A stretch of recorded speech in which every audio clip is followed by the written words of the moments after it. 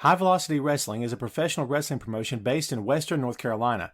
HVW's events provide a family atmosphere featuring old school pro wrestling with a modern day flair, giving a little something for everyone.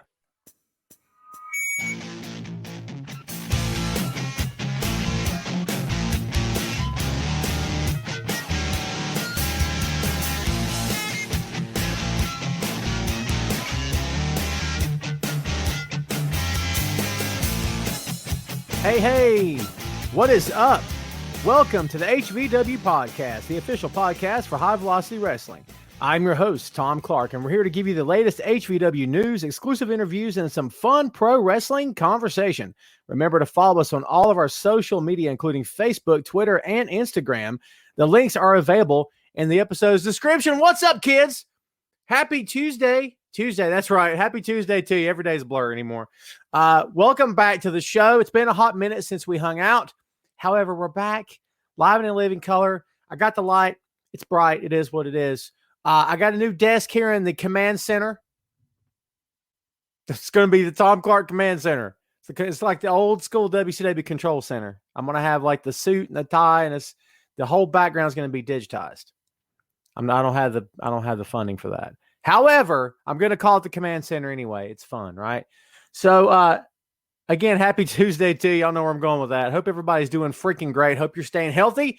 Hope everybody out there is doing their part to get us through the nonsense that is the COVID. We won't talk too much about it because it's depressing. So, we got stuff happening from the company on the way. You've heard this from me before, and you're looking at me like, what? Whatever, pal. What else you got? I'm not playing. I'm totally not messing with you. We do have things in the works. I just can't talk about it. I'd tell you, but then I'd have to kill all of you. And I'm not going to jail for you or anybody. Any Cape Fear fans in the house tonight? All right, I digress. Let's get this thing rolling. Let's bring on the man of the hour, the owner and promoter of One High Velocity Wrestling, Mr. Gary Benfield. Gary, what's up, bro? What's going on? The COVID, dude. The COVID. See, Gary's crazy, doing his part. How come y'all can't do y'all's part? Just saying. Hey, dude. It's become the norm now, right? Everywhere you go, somebody's got a dang mask on their face. Yes, it has. And I can't speak for anybody else, but it's not hindering my existence at all. So everybody having a problem with it, get over yourselves. There's my political statement for the day. Take or leave it. Don't really care. So what's up, man? You were showing me some old pictures, some old school stuff before we went live tonight, stuff that maybe I kind of forgot about over the years. Let's give the good people at home watching some old school flavor here. What you got? Check this out. I'll let you explain the pictures, okay? Okay, here we go. Let's see. Can we see that? That is Viper, the guy with the crazy long hair, the youthful energy, the world at his feet, and his tag team partner Steel. This is the original EOD, the Elements of Darkness. That's right. There you go. How many times did you guys Where'd that hair go, dude? Where'd that hair go? I submit the hair was attached to the bandana. And when you took the bandana off. Hey, dude, look, I've seen some of those sun visor hats with hair on it. I might get me one of those this summer so I don't get sunburn up here. Nobody's going to know the difference unless you tell them. That's right. How many times did you guys have the tag team titles, by the way? Did you lose count? Dude, I think 7 or 8 times at UWA. Yeah. I think we went into APW and held them twice, I think. Oh, wow. Cool. Yeah. After the UWA days. If we look real close in this one, let's see if I can get it up on here. Mr. Tom Clark's in the background there, right behind me. I'm probably back there causing some sort of insane chaos. Oh, yeah. That one's hard to get up there. All right, Tom. Hey, so we've all heard about the NWO. We've heard about the BWO. Yes. We've heard about the LWO. Yes. All right. But have you ever heard about the FWO? There it is. Check that out, Tom. Give us a little commentary. That's old school. That is basically how I met you right there. That was your gear. That's what you wore. It's what you look like. The whole nine. Yeah. And like I said before, you guys mesh so well. It's such a different mix of styles and appearance and personalities and stuff, which I think is what made you guys the best tag team we had in that little company, for sure. Speaking of UWA, the judge is in the house. You know what? I've not gotten over to the banners yet or to the comments. Speaking of banners, let's get some banners happening. Bam. There we go. And let's say some hellos to whoever is hanging out with us today. Barrett Seals was the first to party. Hello, my friend. Larry school Bell. Barrett. Larry Bell in the house. In the house, excuse me. Crystal Jackson, thanks for hanging out. What up, girl? That's my girl, Tom. There we go. That's my old girl. He doesn't mean old as in age. Don't take any offense. Just a figure of speech. I made the mistake the other day of using not the word old, and my wife raised an eyebrow at me. I said, I'm just playing. I just relax. It's all a joke. It's all in good fun. Here come the judge, folks. What's up, man? Good to see you. What up? Hey, that's my trainer too. Yes, sir. Shanna, what's going on? Shanna is an ardent fan of the main event. Always hangs out with us. Thank you much for checking us out here tonight. Jack Dillon, what's going on? What up, Jack? We're getting some people hanging out with us. So we got one more, Tom. We got one more. Go ahead, hit me. You ready? Hit me. Talk about it.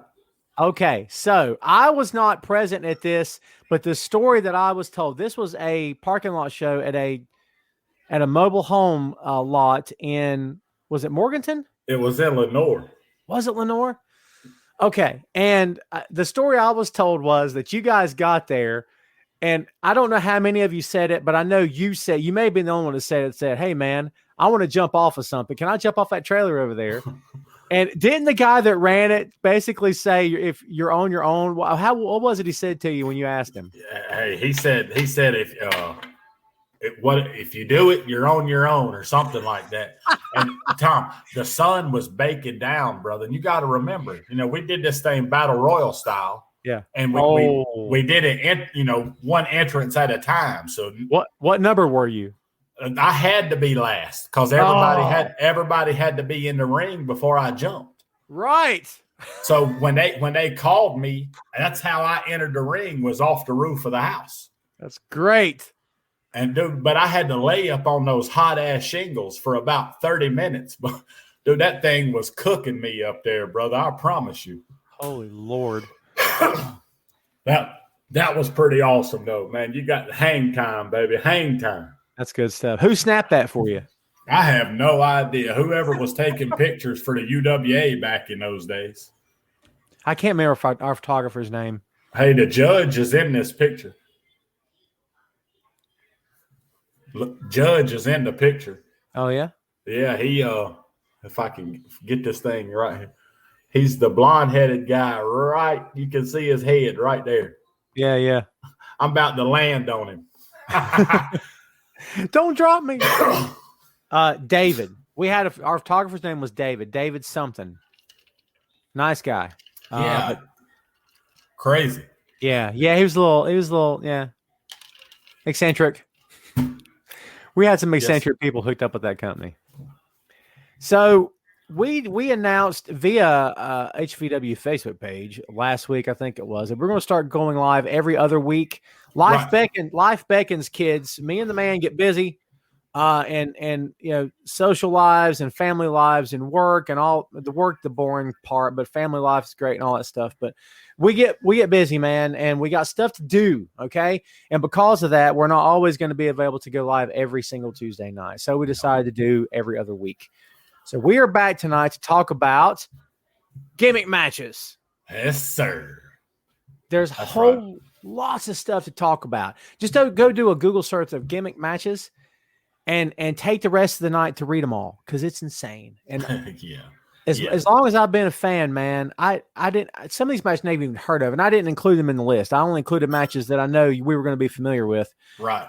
But so many companies have so many different ideas of what constitutes a quote unquote gimmick match. For the listeners out after the fact, and for the people watching right now, as a pro wrestling promoter with a lot of years of experience, as a wrestler himself, what's your definition of a gimmick match?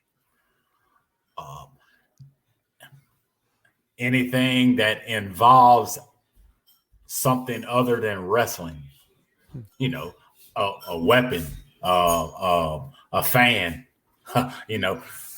we done women scorn matches. You ever heard of one of those? I have to tell you about the women scorn matches, but anything that's, not two guys in the ring grappling, shooting each other off the ropes, slamming each other. That's a gimmick match, right? Yeah, and I commentated the I could barely get it out in commentary. The baby mama match. What?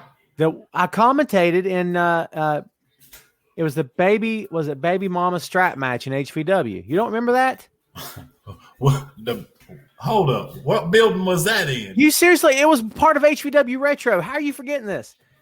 It was God, now I can't remember now I'm gonna have to look it up. I can't remember his name that you had on the roster. He wore a kilt to the ring. Oh, Scotty Claymore. Scotty Claymore versus I don't remember, but it was a baby mama strap match. And we had women around the ring. With belts. Yes. Well, yeah. Well, we did that. We called it women scorn too, and because I did it before, and brother, I had to be the guy getting whooped, and them women wore my butt out with them belts. I'm telling you. They don't mess around, those ladies. No, they don't. Listen, since we're talking about the company right off the bat, we got the logo there, and we're HVW, baby. Let's just lead off with there you go. Let's lead off with our own company. Dude, yes, sir. School the good people out there. Let's talk about some HVW gimmick matches that the company has seen through the years. Oh, man, we've done every, the traditional lumberjack, cage, table, ladder, chairs, ladder, we've done, I think one of the coolest concepts ever. I think CZW may have come up with it. They call it the aerial assault match. And like two poles of the ring have these wooden boxes on them, and you fly off these boxes and do all kind of cool stuff. And we actually had Johnny Gargano do an aerial assault match against Derek Rise in HVW. Wow. But the greatest of all time, I think, my opinion, was, and I know everybody's going to say, you just say that because it's you, but it was Viper versus Superlaw in what we called the torture chamber. And if anybody was around and seen the torture chamber, I don't think that's ever been done in indie wrestling. So what is a torture chamber? What was it? It was a 2x4 frame that was built to sit between the poles just like a cage would. But every 12 inches, I put an eye bolt and run a strand of barbed wire. 12 inches. Every 12 inches all the way across, and then come down the downside and run them this way. So they were, I can show you some really cool pictures, but the barbed wire was kind of intertwined, and it just made a cage around the ring, and it was Viper and Superlaw. Man, I would assume there was some blood in that one. Oh, yeah. Dude, I got, you know how you run and crotch yourself on the middle rope. I did that. I did that through the cage. I stuck my legs through the holes of the cage and hung myself on the barbed wire. Good Lord. Yeah, it was insane. That, dude, when you start talking about barbed wire, and we do, listen, folks, we do peel back the curtain here on the podcast. You guys know that. We don't peel it back all the way, because if you take the fun out of the show, then the show's not fun, in my opinion. So without peeling it back too far, for anybody out there who may be doubting your word about what is barbed wire and what's not barbed wire, we're talking about the real deal. We're not talking about anything that's phony or not sharp or there's no barbs on it. We're talking about the real McCoy. Brother, look, I I swear to the God in heavens, I went to Tractor Supply and bought a ginormous roll of it. And if you'd have sat there and tried to file the tips off of it, it would have took you a week to do it. Right. And so there ain't no way you could have. It was legit barbed wire, brother. Like I said, I've got great pictures. Maybe we can post them sometime. Well, I tell you what, you're lucky for as many hardcore matches and barbed wire stuff that you've done over the years that you didn't leave with serious injury. I mean, we've seen plenty of guys through the years. I mean, I've seen video of Darby Allin. My God, it's hard to watch the stuff that he did when he was just in Evolve, but recently we saw the return of David Arquette to the wrestling business, and anybody can have any opinion of that guy if they want to. That guy has paid his dues this second time around, dude. That he was in a hardcore match and he got, I think, a light tube across the neck, and it nicked his jugular vein. And he's, I mean, dude, it's gushing, and they had to rush him to the hospital. I'm like, okay, this stuff's starting to get very serious here. So, dude, you and all the guys in HVL be very lucky. And I mean, I know everyone tries to be as safe as possible, but dude, you personally, very lucky to have escaped with no major injury through the years. Man, you know, you're right. I mean, I guess probably the worst for me was both my knees. You know, I've damaged ACLs, MCLs, meniscus. You know, I've done it all. So both knees have been operated on twice. So, you know, other than that, you know, I got a nice cut right here from the torture chamber match where I looked like crucified on the barbed wire. Wow. And it was digging in me right here as they were zip tying me to the barbed wire. The barb was literally in my hand right here. And then there was in the old HVW building during the Viper Osgard thing, I had Osgard outside on a table covered with light tubes. And I come running and jumped over the top rope, and he rolls, and I went like face first, shoulder first through the light tubes. And when I set up, I had a big piece of light tube like sticking out of my arm. Ooh, man. Yikes. Yeah. And other than that, that's probably the worst injuries I've had, honestly. So I'll ask you this because I've asked different wrestlers over the years, because it's one of those questions that unless you've ever been connected to the industry in some form or fashion, you don't really know to ask. And some guys take it personal and they don't want to reveal the truth because, you know, there's ego involved, and I want to get booked next week, and I don't want anybody to think I'm not a tough guy. But I'll ask you straight up, what's a typical day like for you? When you get up, do you feel what you did all those years? I mean, occasionally does your arm catch, or oh man, I feel that? Like, are you living with the repercussions of wrestling for as long as you have? Tommy, I'll be honest with you, dude. I really don't. I mean, my old knees bother me, but you know, that's everyday life. You know, right. My back don't really hurt. You know, my shoulder bothers me a little bit after a good day at work. A lot of slinging furniture, lifting, you know, that kind of stuff. My shoulder will bother me, but other than that, I'm not like in agony. That's good, man. A lot of guys can't say that. A lot of guys have spent half the time you spent in the ring, and every day is a chore to just walk around. So yeah. Hey, you remember when I broke both my feet, right? I remember that because you jumped flat-footed off the top rope onto the floor. Yeah, shattered both the heels in both my feet. Yeah, and it was scary as crap because you hit the floor and you were pretty well terrified that you were paralyzed. I mean, because you kept telling us I can't feel anything, and we were freaking out. I couldn't. Yeah, that was a scary night, man. Judge says razor barb is the only way to go. Cuts clean. Whew. That's a scary comment on its own. Judge, since you're in the chat, I'm going to ask you the same thing I asked Gary here. What's a typical day like for you? He answered. Wow.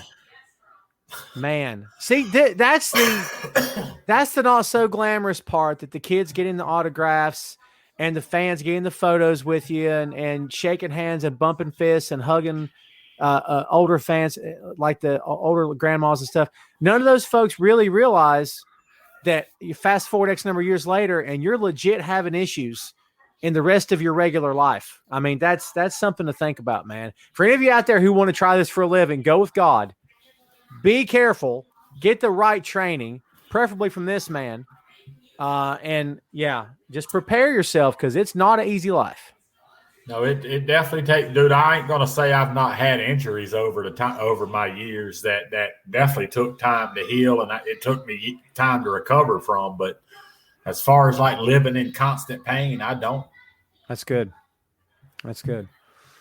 We can always circle back to some of the HVW gimmick matches. I want to hit you with one that's prevalent in today's 2021, the one that everybody's talking about because of the COVID era, because these companies are doing what they have to do in order to keep delivering a product each and every week. Cinematic matches. What is your thought on a cinematic match? Because a lot of lifelong pro wrestling fans are against this thing because we know there's an editing process. We know it's filmed like a movie, and does it take away the realism? Does it take away? Do you care? I mean, when you watch a good cinematic, like Taker versus AJ at WrestleMania last year was really well done, but does it take away for you personally as a fan or as a talent watching it? Honestly, I'd never even heard. I didn't realize they were doing that till you just started talking about it. You mean to tell me they're actually editing matches as they're happening live? Well, basically, it's not. So think about the Matt Hardy Broken stuff. When he does stuff at the Hardy compound, it's the Broken Universe characters that he does. That's what WWE has done with AJ versus Undertaker. That's what because Sting's coming back in AEW. Sting and Darby are going to face Brian Cage and Ricky Starks, and supposedly that's I've been watching AEW, so I see that. Yeah, supposedly that's going to be a cinematic match as well, which means it's going to be filmed. It's not live or it's not live to tape. It's filmed. So it won't be in the ring. It'll be outside. It'll be in the back. It'll be somewhere, and there's edits and there's, I honestly, when you get a chance, check out some of the cinematic stuff. I don't know how to feel about it. I'm an old school guy, as you are, and I guess if they're doing what they can do to keep delivering the product, that's fine. I don't know. It seems like with an edited match, there's a lot of room for error because you can always just go back and redo it. And it's like, right. I kind of, when you know that, to me, I don't know. It's kind of like finding out how the sausage is made. When you find out, you're like, you don't want to eat it no more. I didn't want that. I don't want to eat it now. Gross. Yeah. So, go watch the video of Snoop Dogg commentating how a hot dog's made. And you'll never eat another hot dog. He can commentate anything, can he? It's funny. You ever watched him do the wild plazanet or what? Yes. That's funny. Larry says that kind of match makes me crazy. A lot of people don't care for it. I'm just saying a lot of people don't care for it. Let me jump back for a second if I can. The match in question, because I did look it up, was TJ Boss versus Scott Pitt, Baby Mama strap match, HVW Extravaganza, April 2nd, 2011. Okay. Awesome. By the way, that video is available on our YouTube channel under the HVW Retro playlist, folks. So go check it out. So there you go. Yes. Awesome. Let's move on here. When I say old school, I mean old school. Bunkhouse, Indian strap, dog collar, tape fist, First Blood, and I Quit. That's as old school as you can get right there, man. Them's old school, brother. And I've probably seen or participated in every one of those matches. Tape fist is such an old school. And I've seen it done a few times since the 80s, but I don't know. It doesn't seem to have the same panache or the same style. You know what I mean? Well, you gotta do something. You gotta add something to it. Yeah. You gotta dip those things in some kind of glue or something and put a little bit of light bulb or something on them. Oh God, man! Hey, that's a Jean-Claude Van Damme movie. Well, you know that business was about to pick up in Jim Crockett Promotions when the Horseman came to the ring wearing blue jeans and tape fists. Yes, sir. You know what I mean? And had them big bull ropes with them cowbells on them. It's funny, of all the gimmick matches I've got loaded up for us on this show tonight, I do not have the freaking Bull Road match. How in the world did I miss that? Hey, man, it's all good. It's all good. Bunkhouse, of course, Dusty Rhodes, king of the bunkhouse match. But Dusty never lost a bunkhouse match he was in, did he? Don't think so. Nope. I don't think he ever lost. Got Never. the big boot. Remember the big boot that he won? Yeah. Dog collar, of course, the most infamous dog collar match, Greg Valentine and Roddy Piper. There's been a lot since then. That was classic. Cody Rhodes and Brody Lee had a great dog collar match in AEW. They did do a dog collar match. They did. That was Brody's last match. So, yeah. Yeah, unfortunately. Tape fist, I always think about, I think Ronnie Garvin, that became his thing, was a tape fist match. Hands of Stone. Hands of Stone, baby. First Blood. Dusty and Tully had a First Blood. A bunch of people had a First Blood. So, that was always good stuff. Dusty and Tully did the first barbed wire match I ever seen live. Wow. In the Charlotte Coliseum. Wow. I don't know. I want to say the first barbed wire I actually saw that I can remember was Tommy Rich and Buzz Sawyer. I could be wrong. Okay. But it seemed like as a kid that was the first one I saw. What about Sawyer with them big old fuzzy boots? I love those things, man. Mad Dog. What do you know any backstage stuff on Buzz? Anything that you can share? Anything that you've heard through the years? Nope. I've never really been around anybody that knew him or knew of him. The only stuff I've ever heard is just second, third-hand stories online is all I've ever heard. So I've heard both things. I've heard that, one, he was hard to get along with, and other guys have said, no, he wasn't. He was very professional. I don't know which is which, honestly. Yeah, I don't know either. Judge says, I've done it all. There you go. We can't wrap this one up without talking about I Quit, Magnum TA versus Tully Blanchard in the cage.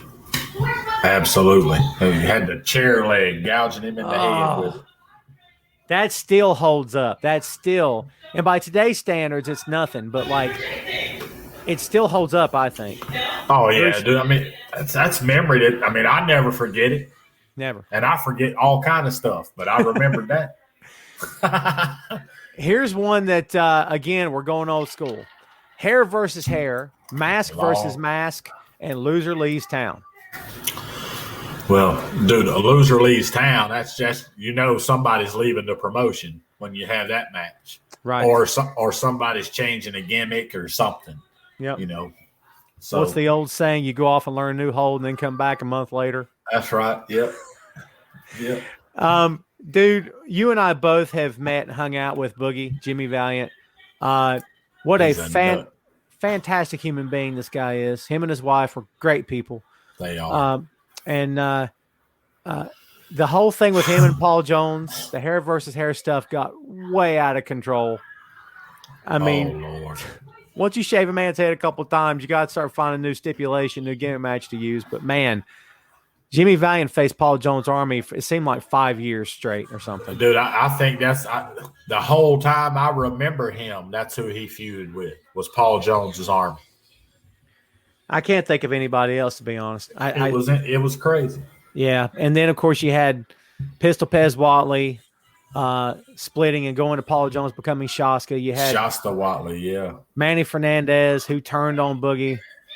I mean, there's a recurring theme here, kids. If you're a big hero in a pro wrestling promotion, don't have friends. He did some cool stuff with Baron Von Raschke, too. Yes. And that's all the people need to know. Yeah. It's good stuff. Good stuff. That's the stuff I grew up watching, Tom. Absolutely. Jack, we got you loaded up here, man. Scaffold match. In fact, it's the next one up. Battle Royal / blindfold / scaffold. Now, the first one is a tradition. The Royal Rumble still carrying it on. Blindfold, ridiculous. Hate it. I've always hated it. Scaffold match is way too incredibly dangerous. Never had to happen. I'm not an advocate of a scaffold match, and I think the blindfold match is just nothing but it seems like a practical joke. What's your thoughts on both those matches? Well, you can't really say the Royal Rumble continues the Battle Royal because they don't. A traditional Battle Royal, it starts with every man in the ring. Right. But the concept anyways there. Right. It's over the top. Right. Yeah, right. yeah, The concept's there. The blindfold thing is stupid. I've actually done a scaffold match at the old Mooresboro gym for APW. It was supposed to be Buckshot Carter and Rex Rumble. And when Rex Rumble's music hit, he chickened out. And he said, Chief, I can't do the match. I can't do it. And he wouldn't go up there. I said, I'll do it. Because me and Buckshot had been doing some stuff anyway. So Chief had Rex take me out. I went up there. Me and Buckshot had a heck of a match up on that scaffold. I mean, I literally backdropped him up there. And then he literally took – wait, let me say this too. You know, I think they only probably had it about 15 feet above the ring. It wasn't way, way up there. Still. But I choke slammed Buckshot off the scaffold and then elbow dropped him off the scaffold. Wow. That's how we finished the match. That's crazy. I mean, I think the spot that a lot of people remember to this day who were around to see it was Jim Cornette coming off there in the Midnight Express, faced Road Warriors in Chicago, and Cornette shattered both of his knees. Yeah, good Lord, dude. I mean, how did he not? You see the way he hit that ring? Oh, my God. And to this day, he has problems. And Bubba was supposed to catch him and didn't catch him. So who was supposed to? Oh, Bubba was supposed to catch him? Bubba was supposed to catch him, and I don't know what happened there, but some kind of miscommunication. Bubba wasn't even in the ring, brother. That's right. I don't think Cornette could hold on as long as he was supposed to. I think he was supposed to hold on longer. Dude, I am officially 210 pounds now, but I doubt I could even hold my 210 pounds up if I was holding myself up on something. That's a lot, still a lot of weight. Hey, brother, 225 myself. There you go. There you go. Yes, sir. How many pounds are you down? Right, 60. 60. Well done. I'm at 43 right now. I got 7 more to go to hit my goal. So that's awesome. Yeah, dude. Let's hope we get there. The concession stand fight. Shane Odom. He's funny. Oh, Sugar Shane in the house. Thanks for hanging out, man. Coca Beware versus Bill Dundee. I think I knew that, but I couldn't rattle that off the top of my head if you asked me straight up. Let's see. Judge yes, said New Jack throwing Big Grimes. Remember that? Vaguely. What did he throw him off of? Was it a scaffold? It was a scaffold, yeah. And he went through it was over the top of a cage, I think, and he went through a bunch of chairs, and I mean it was insane. There was tables and chairs stacked up really high that he was supposed to break through, and then I think he missed it, and everything just collapsed. It was like super scary. I don't want to throw shade at talents. I don't think that's professional of us or anybody else to do, in my opinion. But when it comes to New Jack, I don't like to throw shade at talents because I think that's unprofessional, and I don't think we should do it. And I'm just going to end it right there. So there you go. It's not my style. It's not. I got you. I don't believe the intent should be I'm going to straight up try to kill everybody here. I just don't. I'm not feeling that, man. And I know there's a thing about, hey, we got to represent. Hey, we got to give the fans what they paid for. But my thought is, hey, I want to be able to walk to my car tonight. I can't. No disrespect to anyone out there who's a massive New Jack fan. Yeah, that was insane. I might judge. I think New Jack really tried to kill that Joker that night. There's a lot of stuff, and he's not the only one that's been guilty of stuff, but he's up there. Here's some more old school stuff for you kids. Hardcore, barbed wire, C4, and blow them up. I just called them blow it up because it's fun. C4, Mick Foley, Terry Funk, Japanese matches in China, over there in Japan or whatever. Yeah, that's crazy, dude. I've watched some of those. It's insane. It's ridiculous. I mean, how you get to the point? It's like this is going to sound off color, and I don't really mean to get nasty with anybody here, but it's kind of like an adult film Like, when is the adult film no longer good enough? Now it's got to be an adult film, and this is happening in it. This is happening in it. This is happening in it. This. Oh, stop! That's too much. Like, it's kind of like, when is the wrestling match not enough? Well, blood. Okay. Well, not just blood, barbed wire. Not just barbed wire. This. Not just that, but this. Stop. Like, ECW made a whole company off doing that. Looking back on it, we kind of followed that. We kind of followed that in the early days. Yeah. Dude, everybody did. Everybody did, right?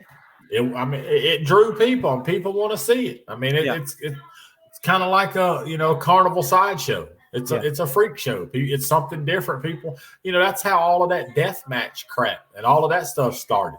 Yeah. I think that stuff's absolutely ridiculous. I do too. But there's a following for it. People like it. I mean, do you think in 2021 it's still something that would sell tickets, provided we could have live events right now? I mean, would you? I just don't. I've personally never cared for it, ever. Yeah, I mean, I've never done a death match. I've done some pretty hardcore stuff. I mean, I've went through flaming tables. I've been suplexed on firecrackers as they was exploding at the 4th of July. Wow. Yeah, Jackson Park. And I thought the Hendersonville City Police was going to take me down, son, because they thought somebody done opened fire at that. I didn't think about that. That's funny. Yeah. Yeah, dude, I'm of the firm belief that if you insist on doing hardcore, that you need to be getting paid for it. And I don't want to rant too much, but it's this idea of, hey, I wrestled this guy and we went through 4 flaming tables and shattered light bulbs over our heads, and we both needed 12 stitches and a ride to the ambulance to the hospital. How much did you make? I got $10 that night. What? Yeah. Hey, dude, I can't say much, man. In the early days, I did it. You know what I'm saying? But I did it for less than $10. But early days.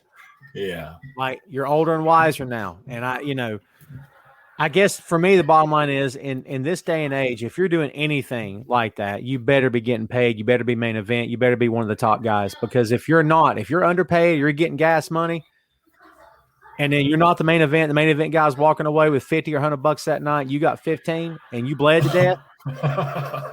Dude, they're using you. So stop working for that company. That's my opinion. So rant over. Rant over. My bad. Let's see what else we got here. Now this, I guess you could say Gimmick, but at some point Gimmick crosses a line with stipulation matches, I guess, something like that. You could say loser leaves town as a stip match, right? What about TLC, no disqualification, falls count anywhere, and last man standing?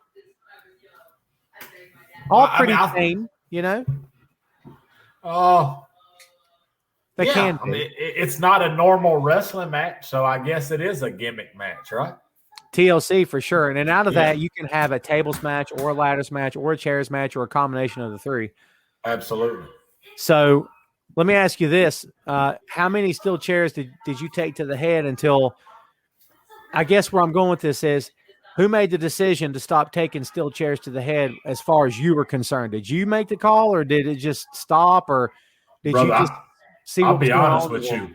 I did it one time, and it rattled my skull. And every time after that, I learned how to throw my hand up and hide it pretty good. I mean, I could get my hand up and hide it pretty good. Yeah, and that's being honest with you. Well, I ain't taking it directly to the head. And plus, let's be fair, you are trying to provide some self-defense also. If someone's throwing a chair at your head, swinging a chair at your head, your natural instinct wouldn't be to just look at it. You'd try to throw your hands up in defensive position. Absolutely. I mean, makes sense to me. Yes. I've taken it before, and I took it 2 or 3 times during the day, and then at night when the match happened, I kind of threw my head way back because I was bracing myself, and it didn't end well. And today with everything we know about concussions, I mean, I don't want you to name names, but do you know of anybody that you've either worked for you, if you worked with before, who to this day are having some sort of issues like concussion wise or brain trauma or anything of that nature? Dude, I can't say that I know anybody right offhand. No. But I mean, it's I'm sure there's guys out there that's dealing with it. I'm sure. We got a guest star, kids. What up, Wesley? Why would you hit me in the head? I'm digging that shirt too, Pop. He likes your shirt. Thank you. Yes. Say hello to everybody. That's my boys right there. He's like, hey. I bought the kid a new TV tonight, so I'm gonna, okay. His TV had like a line running through the center of it, and he put up with it for a good long time. So Dad bought him a TV. That's awesome. I'm too good to him. I spoil him like crazy. Larry asked, did you remember the match? Oh man. So this was Vader and Mick in Japan. Right. Mick got his head tied up in the first and second rope. Did the ref just pull his head out, or Vader just pulled his head out and just tore his ear off? I want to say Vader pulled him out by the legs, and it peeled that one ear up. Ooh. And it was just like dangling. Yeah. And the ref picked it up and put it in his pocket. And they put it in ice and took it to the hospital, but they couldn't reattach it. Reattach it, right. Yeah. Let's see. Shane says, I watched a video where Terry Funk fought a guy in a horse stable and the horse kicked Terry Funk. I don't recall that, man. That's old school right there. Dude, that's probably down in Mooresville at where Nelson Royal had his training school in that old barn down in Mooresville. Wow. That's probably where they filmed that. I've been through what is he from? Where's he from? He's still there. I mean, it's a boot store now, like Nelson Royal's leather boots or something like that. The store's still there. Because he's like his face and picture up in that little town. Yeah. Because I mean, hey, cool with me, man. Make your money, dude. Let's see. Jack says, I really don't care for the light tubes. It's an acquired taste, some of this stuff, Gary. I mean, some fans are just not into it. Dude, it's not for everybody. We can't wait to have you at an HVW show, Jack Dillon. There you go. Brother, we can't wait to get back started again. I assure you of that. We're ready to roll. As soon as we can, you're going to see HVW back live and in living color. Here's something that WCW made famous. Everything on a pole. Yeah. And we actually did some pole match stuff on a pole matches over in HVW. What'd you put on the pole? Tell me. Dude, we've done where you could get the weapon off the pole. If you get the weapon, you can use it. We've done, we put the belt on the pole, whatever. I mean, we've done a little bit of everything. Crazy. Yeah. I mean, I just remember Judy Bagwell on a forklift. I remember that one too. Man, yikes. Oh, that was a long time ago, dude. I forgot about Buff the stuff. Long time ago. Dude, he's been at HVW several times. Yeah, I know. Back in the day, I did an interview with you when I was still writing for Bleacher Report, and we were talking a little bit about Bagwell. That's a long time ago. Talk about a good idea that they just overused. I mean, I'm thinking coal miner's glove match. That was always on a pole, right? Like something made the coal miner's glove hit harder than a regular glove, I suppose. Yeah. Because it had stuff on it. I don't know. But that was always something to talk about. But yeah, WCW way overdid it, man. Geritol on a pole match. Oh, man. I'm just saying. They did do a bunch of pole matches over the years. WCW did. Ridiculous. Let's talk about some of the more modern day stuff. Hell in a Cell, War Games, Elimination Chamber, cage match, and barbed wire cage. Dude, the War Games, I've always been a fan of War Games. Same here. HVW kind of took War Games, and we did a show one time, man, where we had 3 rings in one building. We had a ring set up here, a ring set up here, and it was kind of like a triangle. And the center ring had a cage around it. Oh. 2 tag teams started off in one ring, 2 tag teams started off in another. You're having simultaneous matches. Both winners move into the cage to compete for the HVW tag titles. And inside the cage was Abyss and Buff Bagwell. Dude, so, I have no desire to call a match like that. I don't even know if I could do it. It was awesome. It was cool, dude. It was a really cool concept. We put we put a little over 500 people in the Armory that night. It sounds like just the sight of it would be like, oh my God, there's 3 rings here. Like, yeah, it was cool. And a cage. My God. Yeah. Yeah. And that was all for one match. That's crazy. There was 8 matches on the card that night. So 7 matches happened in the up front ring. Right. But the other 2 rings and the cage were already there set up. And we couldn't set it up in front of the fans. Right. So all of that stuff had to be set up before the fans ever come into the building. Right. I get you. We talk about gave people what they paid for sure. Oh yeah. Yeah, and I think we charged $15, I think was the ticket price that night. Yeah. I mean, in today's money, that's $40-$50 a ticket. Oh yeah, absolutely. I mean, that's for if we did that now, that's at least a $40 ticket. I mean, front row's 50 or 60 for something like that with 2 names in the middle ring. Oh yeah, for sure. I would guess that a young Viper back in his heyday would have took one look at Elimination Chamber match and said, I'll do it. I love it, dude. That's one of my favorite matches in WWE right now. I love that Elimination Chamber. It's a cool concept. What was your thoughts when they padded the steel floor around the ring? They've put padding on it now. Yeah, it sucks. I didn't think you'd like that. That was the whole part of it, man. You know, you're inside a chain chamber made out of chain. That thing is just awesome. There have been talents go through the chamber match and legit. And a lot of stuff, kids, you got to remember when promos are cut, you say things and it's dramatic and it's to prove a point. But there have been talents go through the chamber match who have legit said, this match will change you. It's insane. I mean, you have to learn how to do it and where to do it. And you're trying not to get yourself killed. And man, it's probably crazy in there. Well, dude, it was probably the same way when TNA come out with the X Division match. Oh, I totally forgot about that. Had them damn cables hanging across that octagon ring. You know, these guys are hanging from those things doing wrestling moves off of them, man. That's insane. I seen AJ Styles give a Styles Clash off those cables. I don't want to crap on anybody, but I don't see the point of that. I don't.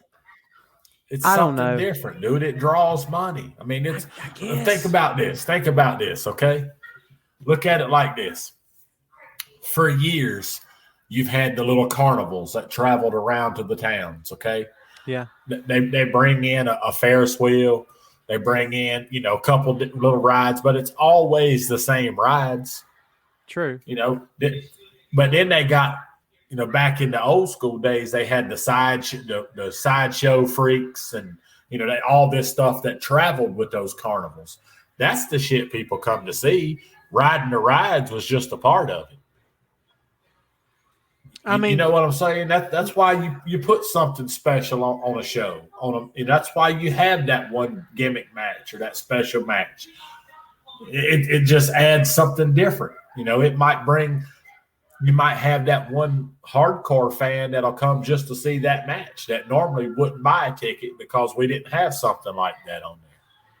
See, that's why I like doing shows with you, because I get the promoter's perspective. It's not just from where my seat is. It's from your position also. I mean, right. It makes sense, everything you're saying. I would think, and I'm getting ready to take this big comment and boil it down because why not? But from my perspective, if I got payroll dollars tied up into this show, and I got my top guys swinging on a cable above the ring, I'm terrified one of them's going to get killed. They're going to break their neck, or at the very least tear an ACL. He's out for a year. There goes my top guy. But if you boil that conversation down, Gary, you could essentially say, hey, you can get hurt on a hip toss. You can get hurt on an arm drag and blow out your knee for a year, right? Yeah, absolutely. I mean, yeah. Hey, look, when Tom Brady drops back to throw that pass, he's not going to not throw it to Gronk because he's too old and he's worried about him getting hurt. Good point. You see what I'm saying? Yeah. You know, plus he's not too old. It's right. It's all about selling those tickets, man. That's very true.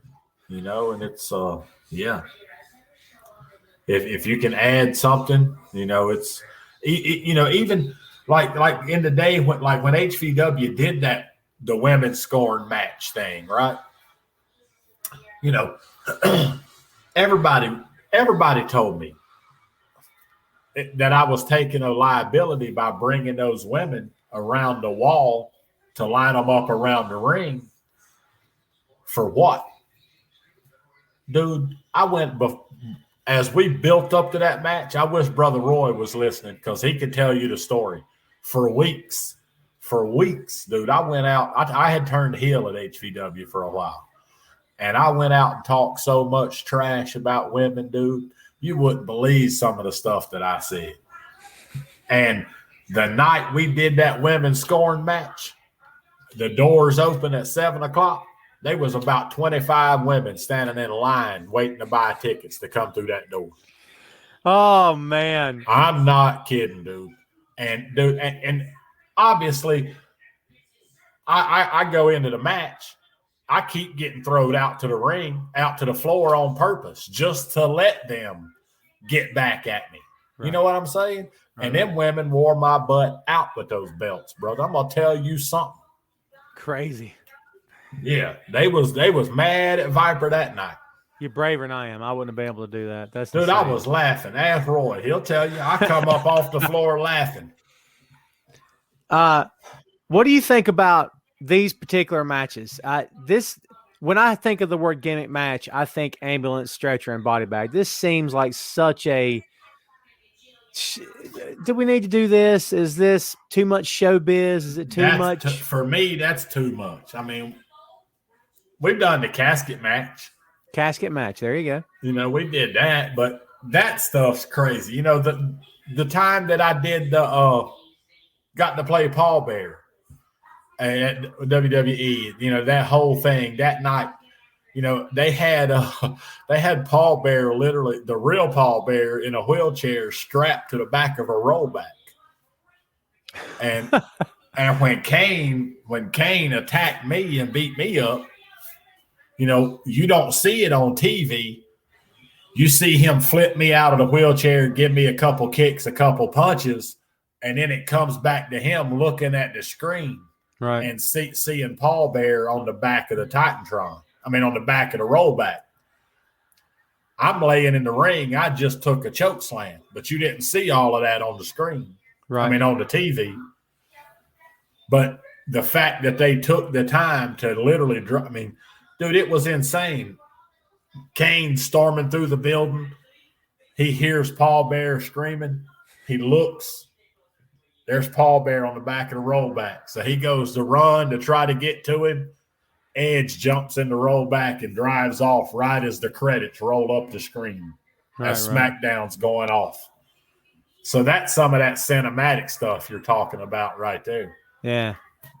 But yeah, it was cool how they involved that rollback and all of that stuff. It was a lot.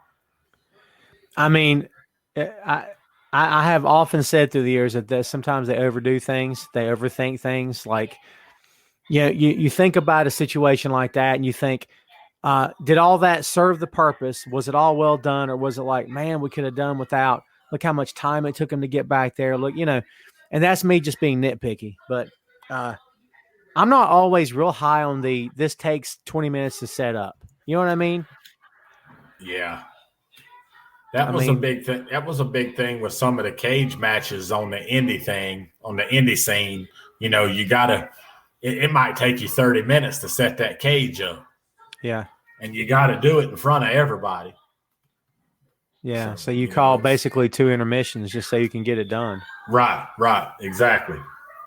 I remember one night in UWA that Thomas Extreme had this idea of hanging a steel chair above the middle of the ring. And I'm like, what's the goal here? And he says, well, you know, we get a ladder and get it down. He said, but I got another idea. And you know Thomas, how he thinks. And I'm like, what's your idea? And he said, I'm going to come off the top rope and hit the chair with my head. They're going to throw me into it. I forget who he was working. And I said, you're going to do what? He said, well, it's going to throw me off. I'm going to like head first into the chair like Superman. I'm like, okay, well, be careful, you know. And like, he did it. I mean, his legs were like flailing in the air like he was in the ocean trying to swim and just trying his best to get to that chair so he could hit it. I'm like, dude, we're working a little bit too. Oh yeah, dude. Wes, I'm thinking we're working a little bit too hard to get a chair involved. We'll just pull the thing down and hit somebody. I don't know, but it seems like too much. Shane says, what was the match called that had 3 cages stacked on top of each other? Kevin Sullivan's Dungeon of Doom was in the match. Wasn't that the Tower of Doom in WCW? Yeah, I think that's what they called it. Didn't David Arquette win that thing one time or something? I think so. Yeah, dude, when the movie Royal Rumble, Ready to Rumble first came out. Yep. They brought David Arquette in and did that match, and he won the damn thing. That's when he became WCW champion. Well, he didn't win a Tower of Doom to win it. He won it was DDP, and was Bischoff involved in that match? And somebody else.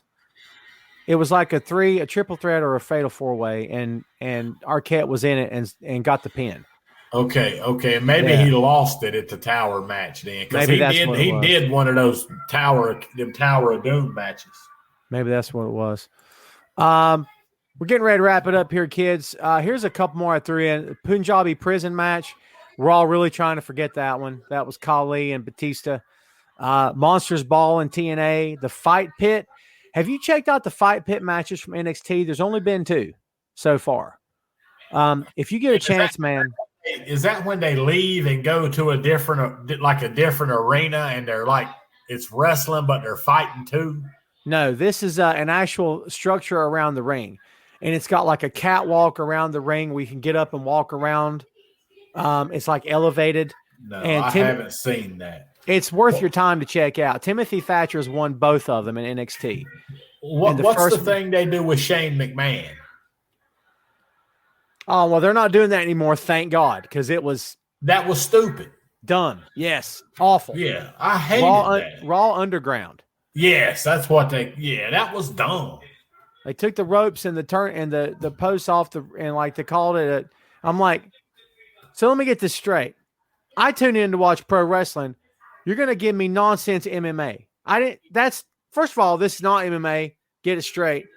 And it's not wrestling. So what is it?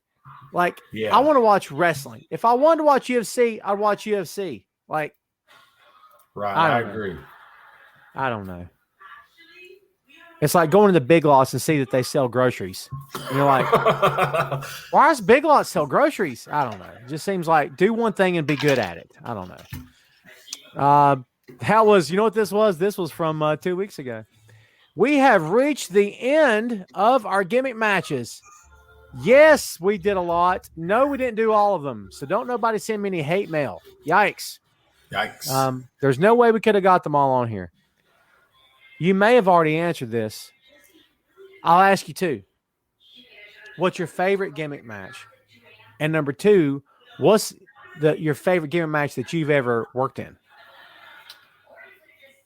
I guess my favorite gimmick match as far as the big feds go, man, is I was a fan of that Ultimate X. I liked that Ultimate X. That was a cool concept. I liked how they did that. And as far as for me, it's got to be that Torture Chamber match, dude. That was just insane. I've got that DVD. We got to find it and watch it. Yeah, sounds good. Judge, thank you for hanging out, man. Yes, sir, brother. Well, folks, I think that's going to do it for us here on the show tonight. We want to thank everybody for hanging out and tuning in. I would love to tell you we got some news for you. We will soon, I promise you. There's stuff in the works. There is stuff happening. Absolutely. Very much stuff in the works. We are talking about some things. We're trying to get some details ironed out. And, we'll get there, kids. We'll get there. I promise you. It's nothing that we want it to happen. It's just a matter of time, right? And doing it the right way. What's best for everybody. Absolutely. Well, folks, thanks everybody again. Gary, thanks as always for hanging out, man. I appreciate you. We'll see you guys in 2 weeks. Yes, sir. We'll see you in 2 weeks. Thanks everybody for hanging out, for tuning in tonight. And we'll see you next time, HVW Official Podcast. Have a good night.